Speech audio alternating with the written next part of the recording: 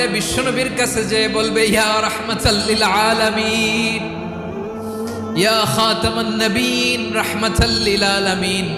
দেখেন আমাদের কি অবস্থা, কি কঠিন বিপদে আমরা আছি, দাঁড়াতে পারি না, সূর্যের আলোতে ঘেমে হয়রান। আজকে কেউ সুপারিশ করতে পারবে না। সব নবীরা অপারগতা স্বীকার করেছে, তারা বলেছে আপনি ছাড়া কেউ নাকি আল্লাহর সামনে দাঁড়াতে পারবেন না, আপনি একটু সুপারিশ করেন।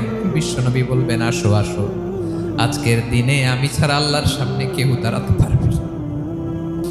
বিশ্বনবী মাকামে মাহমুদে যে আল্লাহু আকবার বলে সিজদায় লুটিয়ে পড়বেন, আল্লাহ রাব্বুল আলামিন বিশ্বনবীকে এমন কিছু চমৎকার শব্দ শিখাবেন, ওই শব্দগুলো দিয়ে আল্লাহর প্রশংসা করে বিশ্বনবী কাঁদতে আরম্ভ করবেন। বিশ্বনবী এমন ভাবে অজর দ্বারায় সিজদায় লুটিয়ে পড়ে কাঁদবেন, রব্বুল আলামিনের রহমতের দরিয়ায় জোশ লেগে যাবে।